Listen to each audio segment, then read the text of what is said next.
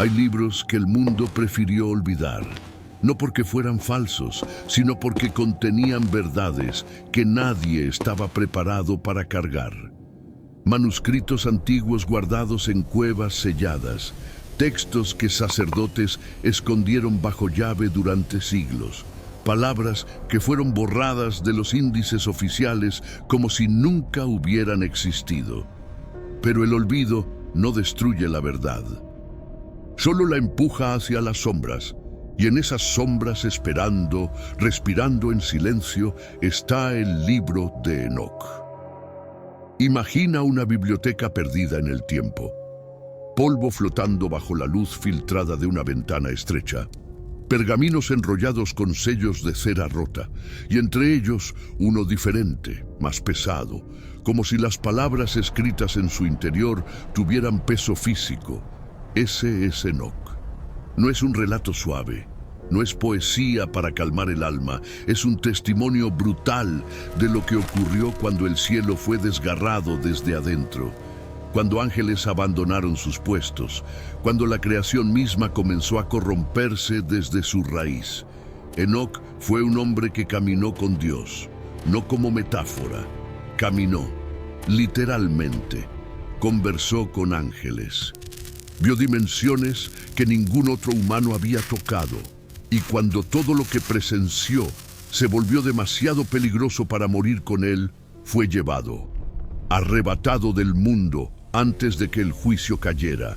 Pero antes de irse, escribió lo que vio, lo que escuchó, lo que el cielo le ordenó registrar, y lo que dejó en esas páginas no son parábolas hermosas. Son fracturas de una realidad que aún hoy resuena en las grietas del mundo.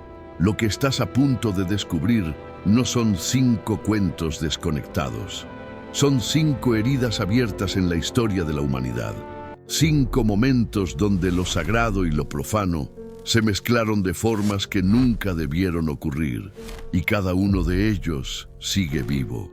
No como recuerdo lejano, sino como eco que aún atraviesa nuestras noches, nuestras dudas, nuestros miedos más antiguos. Primera parte más extraña. Cuando los vigilantes rompieron el pacto del cielo, respira. Porque lo que viene ahora no es fácil de sostener. Había ángeles designados para observar, no para intervenir, no para desear, solo para vigilar. Se llamaban los Grigori, los vigilantes, seres de luz pura con una sola tarea: mantener el equilibrio entre el cielo y la tierra. Pero algo cambió, algo en ellos se quebró, o tal vez siempre estuvo allí, dormido, esperando el momento de despertar. Vieron a las hijas de los hombres, vieron su piel bajo el sol, sus movimientos al caminar, la forma en que reían, lloraban, creaban vida desde sus cuerpos, y en ese momento la línea se borró. El deseo nació donde solo debía haber obediencia, y cuando el deseo crece más fuerte que el propósito, lo que sigue no es caída, es colapso. 200 ángeles descendieron sobre el monte Hermón, no como castigo, no enviados por Dios. Ellos eligieron bajar. Hicieron un pacto entre ellos, sellado con juramentos que resonaron en las esferas celestiales como grietas en el cristal. El líder se llamaba Semyasa, a su lado Azazel, el más oscuro de todos, y juntos decidieron lo impensable. Tomarían esposas humanas, engendrarían hijos, y si alguno vacilaba, todos cargarían la culpa. Nadie podría retroceder. Descendieron con gloria, con luz que cegaba, y las mujeres no huyeron, las recibieron como dioses, porque eso es lo que parecían: hermosos, poderosos, magnéticos. Pero la hermosura sin santidad es solo seducción disfrazada, y lo que ocurrió después no fue amor, fue contaminación. Se acostaron con ellas, las fecundaron, pero eso fue solo el inicio. Lo peor vino con lo que enseñaron. Porque estos ángeles no solo trajeron sus cuerpos a la tierra, trajeron secretos, conocimientos que el cielo había guardado bajo sello, saberes que nunca debieron salir del trono. y los derramaron sobre la humanidad como veneno dulce. Azazel enseñó a los hombres cómo forjar espadas, cómo moldear el hierro hasta convertirlo en arma, cómo matar con precisión, cómo dominar por la fuerza. Antes de él, las guerras eran peleas con palos y piedras. Después de él, la sangre corrió en ríos organizados. Enseñó estrategia, enseñó terror. Enseñó cómo hacer que un hombre temblara solo con ver el brillo de una hoja bajo la luz, pero no se detuvo ahí. A las mujeres les enseñó algo diferente. Les mostró cómo pintar los ojos, cómo usar colores extraídos de plantas y minerales para transformar la mirada en arma, cómo seducir sin palabras, cómo manipular con apariencia, y aunque suene inofensivo, no lo era. Porque lo que estaba enseñando no era belleza, era poder sin alma, era la capacidad de controlar voluntades sin tocarlas.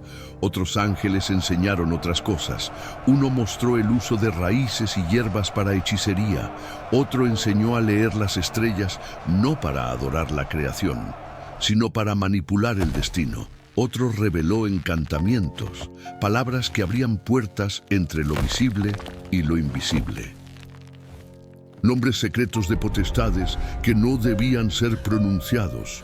Y con cada enseñanza, el mundo se distorsionaba un poco más.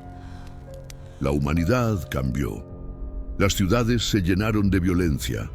Los hombres comenzaron a matarse con eficiencia. Las mujeres manipulaban con máscaras pintadas. Los niños crecían en un mundo donde el cielo había traicionado su propio orden. Y Dios miraba, en silencio, esperando. Porque la justicia no llega con prisa, llega con peso. Segunda parte más extraña. El nacimiento de los Nefilim y el hambre que no cesaba. Lo que nació de esa unión prohibida no fue humano. Tampoco era ángel. Era algo entre mundos, algo que no debía existir. Los llamaron Nefilim. Y cuando esos primeros bebés nacieron, las parteras gritaron, porque no eran bebés normales, eran enormes, pesados, con ojos que miraban con una inteligencia que no correspondía a un recién nacido, y crecían rápido, demasiado rápido. En cuestión de meses alcanzaban el tamaño de un adulto. En años sobrepasaban a cualquier hombre vivo. Eran gigantes, literalmente, pero no solo en cuerpo, también en apetito, porque algo en ellos estaba roto desde el inicio, algo que los hacía insaciables. Comían y comían, y el hambre nunca se detenía. Al principio devoraban el ganado. Rebaños enteros desaparecían en una sola noche. Luego los cultivos. Los campos quedaban vacíos como si una plaga invisible los hubiera barrido. Los humanos comenzaron a pasar hambre, porque los Nefilim consumían todo. Y cuando ya no quedaba nada, cuando los recursos se agotaron, se volvieron hacia los propios hombres. Imagina un ser 3 veces más grande que tú, con fuerza suficiente para romper huesos con las manos, con una boca que nunca se cierra, con ojos que no reflejan compasión, solo hambre. Los Nefilim comenzaron a cazar personas, no por necesidad, por vacío. Comieron a sus propios padres, a sus madres humanas, a sus hermanos. Bebían sangre como agua, rompían cráneos para alcanzar lo que había dentro. Y cuando ya no quedaban humanos suficientes, se comieron entre ellos. Canibalismo entre monstruos. Eso es lo que el libro de Enoc describe sin filtros, sin suavizar, sin poesía, solo horror crudo. Y esa imagen, esa realidad de gigantes devorándose unos a otros en campos empapados de sangre, es algo que ninguna tradición religiosa oficial quiso conservar, porque era demasiado oscuro, demasiado real. Pero hay algo más perturbador aún.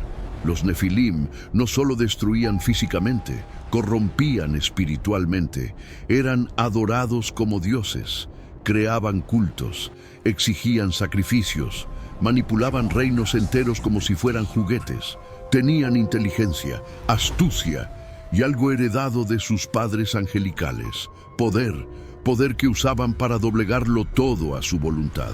Las mitologías antiguas están llenas de ellos. Los griegos los llamaban titanes. Los sumerios hablaban de los Anunnaki. Los nórdicos temían a los Jotuns, gigantes destructivos que desafiaron el orden divino. Y en todas esas culturas, separadas por océanos y siglos, la historia es la misma. Seres enormes, violentos, nacidos de una unión prohibida entre lo celestial y lo terrenal. ¿Casualidad o memoria colectiva de algo que realmente ocurrió? Y entonces vino el juicio. Dios no ignoró lo que estaba sucediendo. Vio la tierra llenándose de violencia. Escuchó los gritos de los inocentes siendo devorados. Sintió el desequilibrio de la creación, gritando desde sus entrañas, y decretó el fin. Los vigilantes serían encadenados, los Nefilim serían destruidos, y el mundo sería lavado con agua. Pero aquí viene lo extraño. Cuando los cuerpos de los Nefilim fueron destruidos en el diluvio, algo quedó: sus espíritus, porque no eran solo carne, eran híbridos espirituales. Y cuando sus cuerpos se hundieron bajo las aguas, sus espíritus permanecieron, vagando, buscando, hambrientos aún. Según Enoc, esos espíritus se convirtieron en demonios. No los ángeles caídos, sino algo diferente. Espíritus de gigantes muertos que quedaron atrapados entre dimensiones, sin cuerpo, sin paz, solo con hambre eterna. Y ahí están hasta hoy, buscando cuerpos para poseer, mentes para infiltrar, susurrando en las sombras de decisiones humanas, esa sensación que a veces tienes en la madrugada, ese peso en el pecho sin razón. Esa voz que no es tuya, pero surge en tu mente. Enoc diría que tal vez no estás solo. Tal vez estás sintiendo el eco de algo que murió hace milenios, pero que nunca descansó. Algo que recuerda haber sido gigante y que ahora vaga como sombra vacía, buscando recuperar lo que perdió. El cielo guardó silencio por un tiempo después del diluvio. Las aguas retrocedieron, la tierra comenzó a secarse. Pero las grietas quedaron abiertas, y en esas grietas cosas antiguas aún respiran, esperando el momento de volver a emerger, porque el juicio no fue el fin, fue solo el primer acto de una historia que aún no termina. Tercera parte más, extraña, los lugares secretos donde el cielo selló a los caídos. Hay lugares en la tierra que nadie explica, regiones donde las brújulas enloquecen sin razón. Montañas que los animales evitan por instinto, desiertos donde el silencio pesa más de lo que debería, cuevas tan profundas que ninguna expedición alcanzó su fondo. Y bajo todo eso, según Enoc, hay algo más. No piedra, no magma, prisiones. Prisiones que el cielo mismo construyó para contener aquello que el mundo ya no podía soportar. Cuando Dios decretó el juicio sobre los vigilantes, no los destruyó, porque no se destruye a un ángel como se destruye carne. Los ángeles son espíritu, son esencia, y cuando un ser así cae, no muere, es encadenado, sellado, enterrado en lugares donde la luz del día jamás toca el suelo. Y esa tarea fue entregada a los arcángeles, Uriel, Rafael, Gabriel, Miguel. Ellos fueron los ejecutores del cielo, y sus órdenes eran claras. Tomen a cada uno de estos seres y llévenlos a las profundidades, a los abismos que nadie conoce, y séllenlos hasta el día del juicio final. Enoc vio esos lugares. Fue llevado en visión hasta las entrañas de la tierra. Describe columnas de fuego que suben y bajan sin cesar. Cuevas tan oscuras que la oscuridad misma parece sólida. Ríos de fuego corriendo bajo la superficie. Y dentro de todo eso, los ángeles caídos, atados con cadenas que no son de hierro. Cadenas hechas de algo más antiguo, algo que sostiene espíritus rebeldes como si fueran prisioneros de su propia esencia. Uno de esos lugares tiene nombre Dudael, un desierto olvidado. Enoc dice que Azazel, el más perverso entre los caídos, fue llevado allí por Uriel. Y la escena es brutal. Uriel lo arrastra hasta una cueva abierta en la tierra, lo arroja dentro. Luego cubre la entrada con piedras afiladas, piedras que cortan, que hieren, que recuerdan constantemente el peso de la rebelión. Y sobre él, dice el texto, cayeron las tinieblas eternas, no como metáfora, como realidad. Azazel quedó sepultado en oscuridad viva, esperando el día en que el sello sea roto. Pero Dudael no es el único. Enoc habla de 7 montañas sagradas, todas conectadas por túneles subterráneos, cámaras ocultas donde el cielo almacenó no solo a los caídos, sino también secretos que aún no deben ser revelados.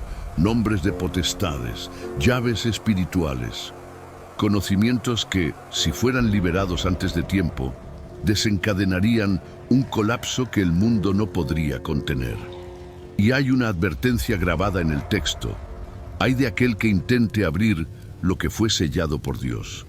Porque esos sellos no fueron puestos solo para contener, fueron puestos para proteger a la humanidad de lo que haría consigo misma si tuviera acceso a ese poder. Proteger al mundo de los ángeles aprisionados que aún susurran desde las profundidades, que aún influyen, que aún buscan instrumentos humanos para romper las cadenas. Piensa en las excavaciones modernas, en los túneles que atraviesan montañas antiguas, en las perforaciones que alcanzan kilómetros bajo la superficie en busca de minerales, de petróleo, de respuestas. ¿Y si algunas de esas perforaciones están acercándose a regiones que nunca debieron ser tocadas? ¿Y si los accidentes inexplicables, las erupciones sin aviso, los sonidos subterráneos grabados por sismógrafos no son solo fenómenos geológicos? ¿Y si la tierra está gimiendo porque los sellos están siendo presionados desde afuera? El libro del Apocalipsis habla de un ángel que desciende del cielo con la llave del abismo, abre el pozo, y de allí salen criaturas que atormentan a la humanidad durante meses. Criaturas descritas como langostas monstruosas con poder de causar dolor sin matar.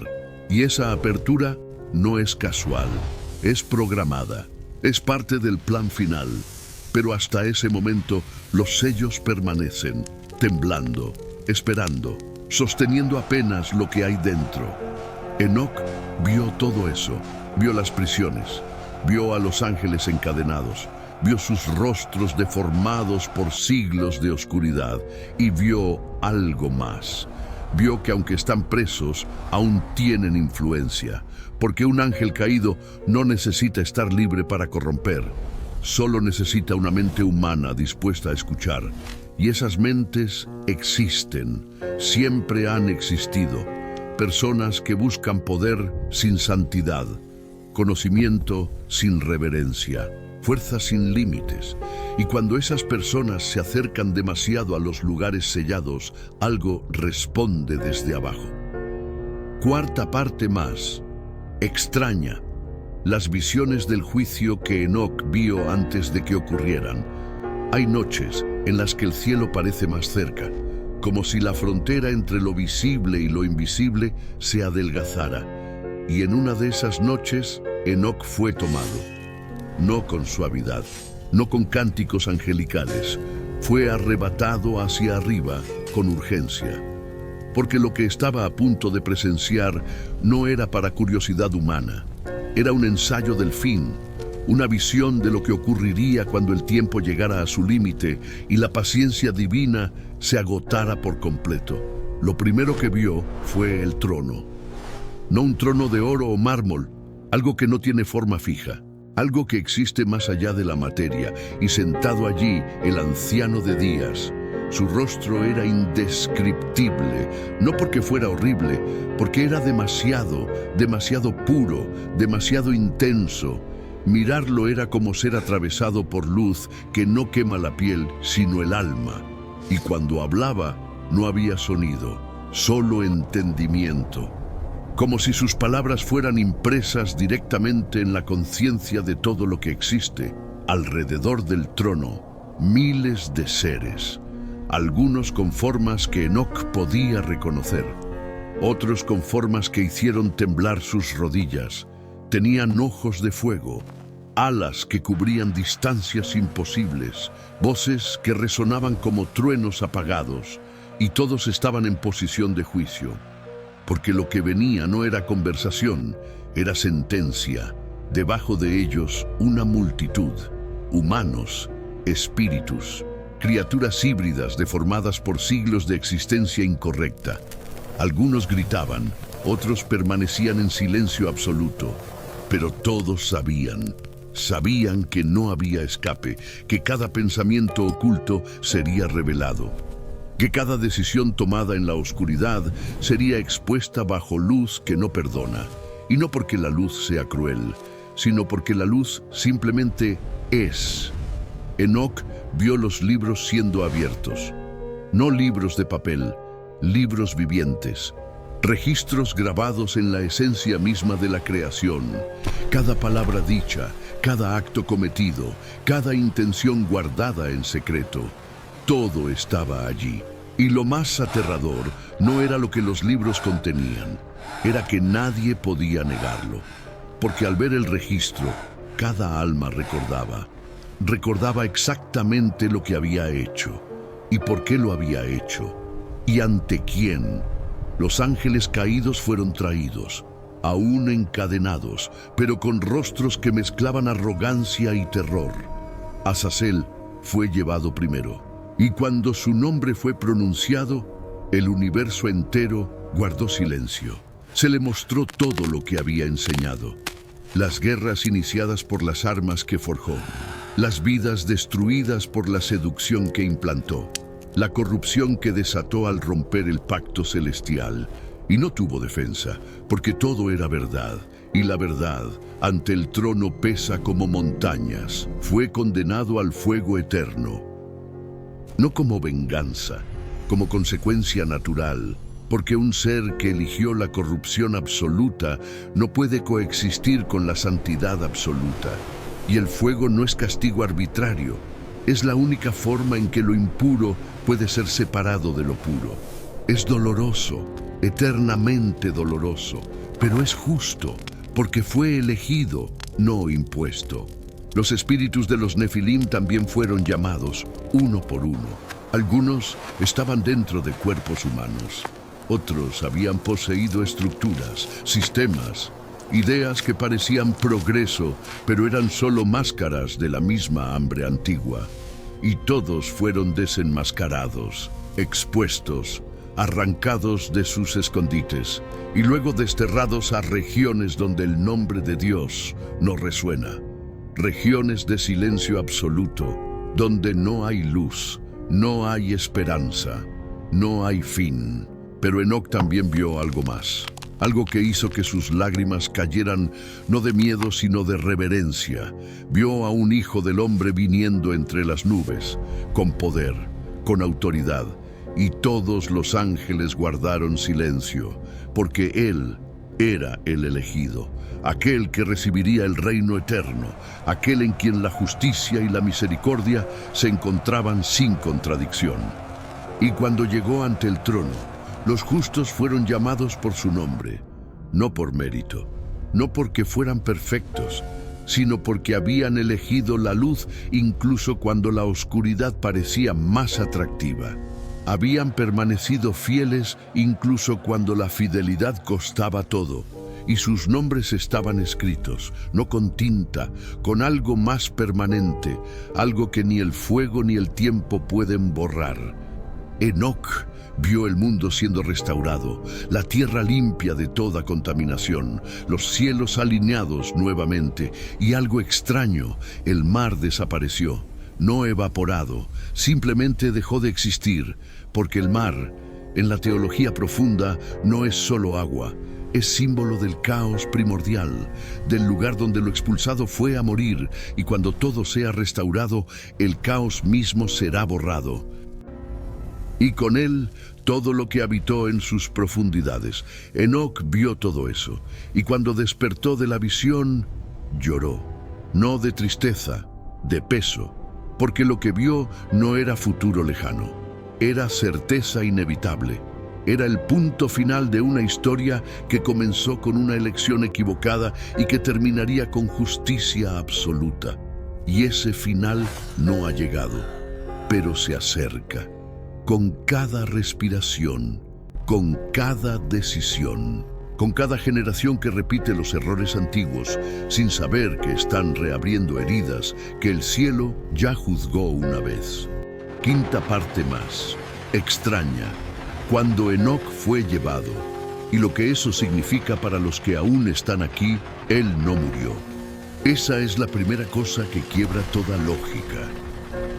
Enoc caminó sobre la tierra, respiró el mismo aire, sintió hambre, sintió cansancio, era humano, totalmente humano. Pero algo en él era diferente, algo que hizo que Dios dijera, este no puede quedarse. No puede ser tragado por el juicio que viene, debe ser preservado. Y entonces fue tomado.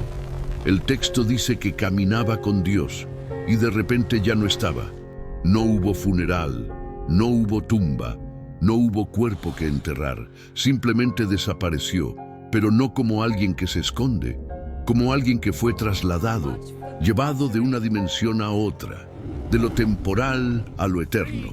Y esa transición no fue violenta, fue natural, como si su frecuencia espiritual ya no coincidiera con la frecuencia del mundo corrupto que lo rodeaba.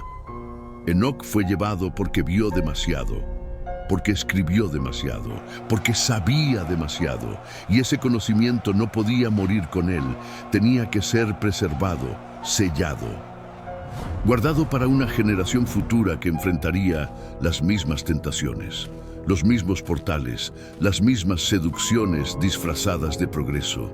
Y esa generación está aquí, ahora, respirando el mismo aire contaminado por decisiones que repiten los días de Noé sin darse cuenta. Antes de irse, Enoc dejó instrucciones, dejó advertencias, dejó mapas espirituales que muestran cómo el cielo y la tierra están conectados, dónde están los sellos, qué nombres no deben ser pronunciados, qué pactos no deben ser hechos.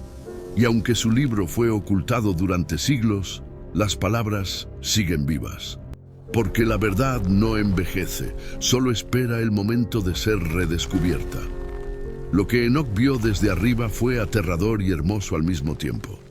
Vio la tierra como realmente es, no como la vemos desde el suelo. Vio las líneas espirituales que la atraviesan, los puntos donde lo invisible toca lo visible, los lugares donde ángeles aún vigilan y demonios aún acechan. Vio ciudades brillando con luz falsa, templos levantados no a Dios, sino a ídolos vestidos con nombres modernos.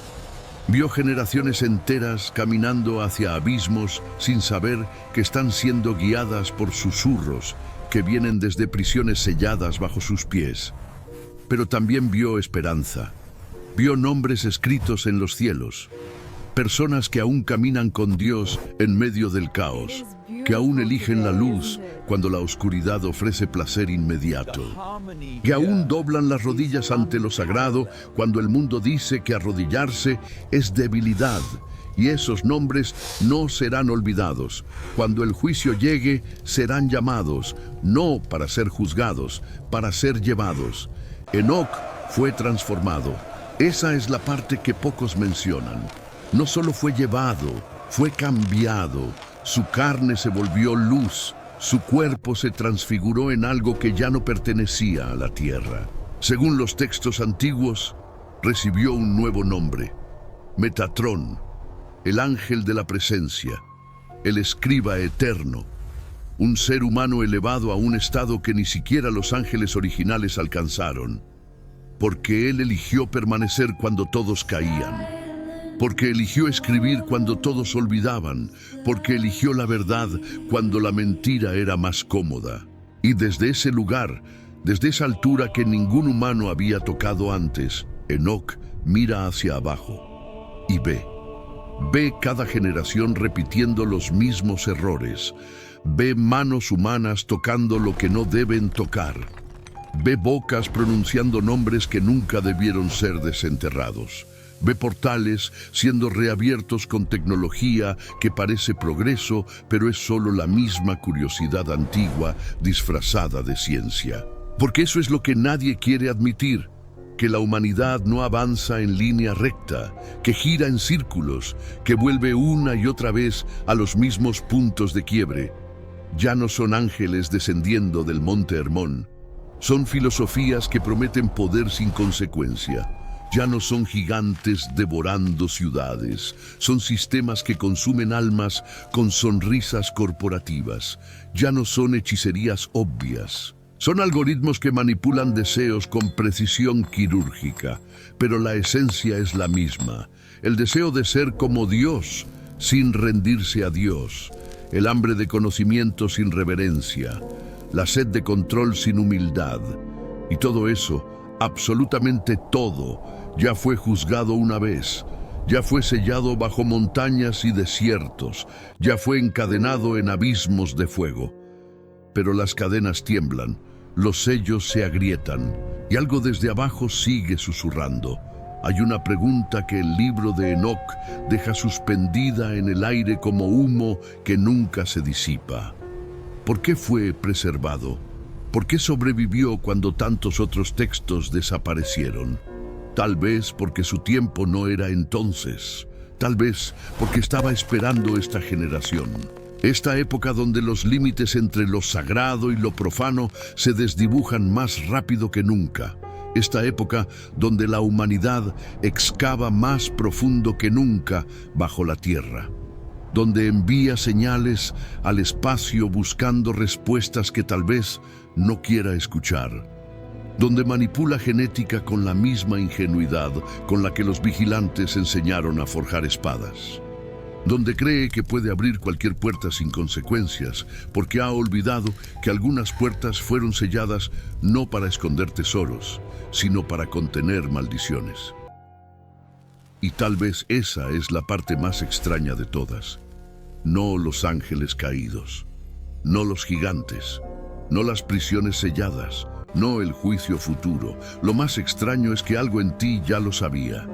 Algo en lo profundo de tu conciencia ya presentía que el mundo no es lo que parece, que hay capas invisibles, que hay batallas ocurriendo en dimensiones que los ojos no captan, que hay decisiones que se toman aquí, pero que resuenan en lugares que ningún telescopio alcanzará jamás. Enoc dejó un mapa, no geográfico, espiritual. Un mapa que muestra cómo caminar en un mundo corrupto sin ser corrompido, cómo ver lo invisible sin enloquecer, cómo sostener la verdad sin arrogancia, cómo permanecer de pie cuando todos se arrodillan ante ídolos disfrazados de libertad. Y ese mapa no es complicado, no requiere iniciación secreta, solo requiere una cosa. La misma cosa que Enoc eligió cuando todos a su alrededor elegían lo opuesto, caminar con Dios. Literalmente, no como frase motivacional en una pared, como postura de vida, como decisión constante de alinear cada paso con lo sagrado en lugar de con lo conveniente, de elegir la luz incluso cuando la oscuridad ofrece placeres que no cuestan nada ahora, pero que cobrarán todo después, de rechazar el conocimiento sin alma por más brillante que parezca, porque eso es lo que los vigilantes ofrecieron. Lo mismo que la serpiente ofreció en el jardín, lo mismo que siempre se ha ofrecido desde el inicio. Serás como Dios, pero sin la parte difícil, sin la santidad, sin la rendición, solo el poder, solo el control, y cada generación cae en la misma trampa. Y cada generación paga el mismo precio. Y cada generación mira atrás y se pregunta cómo no lo vio venir. El cielo no ha terminado de hablar. Enoc fue solo el primero en ser llevado. Hubo otro después, Elías, arrebatado en un carro de fuego. Y habrá más, porque el patrón no ha terminado. Cuando el mundo alcance nuevamente el nivel de corrupción que tenía en los días de Noé, cuando los sellos comiencen a romperse, cuando la línea entre lo humano y lo híbrido se borre otra vez, entonces vendrá el llamado. y algunos serán tomados. No porque sean perfectos, porque eligieron permanecer puros en medio de la contaminación. Porque se negaron a doblar las rodillas ante lo que brilla, pero no ilumina. Porque caminaron con Dios cuando todos caminaban hacia abismos, con sonrisas en el rostro. Y esos nombres ya están escritos, ya están sellados, esperando el momento en que la voz desde el trono diga: ya es suficiente, tráiganlos a casa. Hay una última cosa que Enoc vio y que rara vez se menciona. Vio las consecuencias de lo que no fue escrito. Vio mundos posibles donde los vigilantes nunca cayeron, donde los Nefilim nunca nacieron, donde el diluvio nunca fue necesario. Y en esos mundos, la humanidad alcanzó su propósito original. No dioses, hijos de Dios, poder sometido a amor, conocimiento guiado por sabiduría, libertad que no esclaviza a otros. Y lloró, porque vio que ese mundo era posible, que aún lo es, que cada generación tiene la oportunidad de elegir ese camino, pero también vio que cada generación elige lo opuesto, porque lo opuesto es más fácil, porque lo opuesto no requiere muerte del ego, hasta que el costo se hace visible, y para entonces ya es demasiado tarde. El libro de Enoc termina donde comienza, con un hombre caminando. Un hombre eligiendo, un hombre escribiendo lo que ve aunque nadie más lo vea, un hombre permaneciendo fiel aunque todos a su alrededor caigan, y ese hombre fue llevado, no huyó, fue llamado, porque su frecuencia ya no coincidía con la frecuencia del mundo que lo rodeaba, y tal vez por eso estás aquí, leyendo estas palabras, sintiendo algo que no sabías que estaba dormido dentro de ti. Tal vez por eso algo te trajo hasta este punto, no casualidad, llamado, porque el mapa que Enoc dejó no era para todos, era para los que aún tienen oídos para escuchar lo que el ruido del mundo intenta ahogar. Era para los que sienten que hay más, que siempre hubo más, que el mundo visible es solo la sombra de algo invisible que sostiene todo. Las prisiones bajo la tierra siguen selladas. Por ahora, los espíritus de los Nefilim siguen vagando. Por ahora, el juicio que Enoc vio aún no ha llegado. Por ahora. Pero el reloj no se detuvo, solo hace una pausa de misericordia, una pausa que permite que algunos despierten, que algunos elijan, que algunos caminen como Enoc caminó. Y cuando esa pausa termine, cuando el último sello sea roto, cuando el cielo finalmente diga basta, solo habrá dos grupos, los que serán llevados y los que serán dejados, los que caminaron con Dios y los que caminaron con sombras pensando que eran luz. Enoc te está mirando, desde donde está, desde esa altura que trasciende tiempo y espacio, y no te juzga, solo espera. Espera a ver si elegirás lo mismo que él eligió, si caminarás cuando todos corren, si permanecerás cuando todos caen, si escribirás tu propia historia con decisiones que resuenan en el cielo en lugar de en abismos. El cielo guarda silencio, pero no porque esté vacío, porque está esperando tu respuesta, esperando tu postura. Y si lo haces, si realmente permaneces, entonces lo que pasó con él también pasará contigo. No ahora, no mañana, pero cuando llegue el momento, cuando los sellos se rompan, cuando el caos regrese, cuando el mundo alcance el límite que Dios ya no tolerará, serás llamado por tu nombre desde el trono, y no habrá miedo, solo reconocimiento. Como volver a casa después de estar perdido durante mucho tiempo, como despertar de una pesadilla que parecía real, pero que nunca lo fue, como ver por primera vez con ojos que siempre estuvieron cerrados. Enoc camina aún, más allá del velo, más allá del tiempo, y espera ver quién más será lo suficientemente valiente como para elegir lo sagrado cuando lo profano parece mucho más atractivo. ¿Quién más será lo suficientemente fiel como para permanecer cuando todos huyen? ¿Quién más será lo suficientemente puro como para ser llevado cuando el juicio caiga? La pregunta nunca fue si el libro de Enoc es real.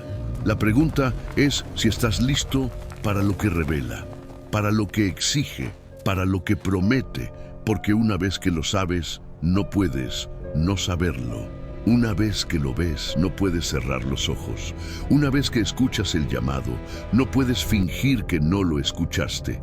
Y el llamado sigue sonando.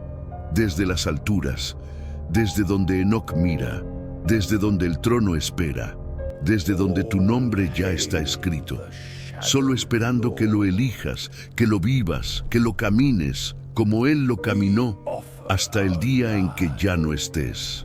No porque moriste, porque fuiste llevado.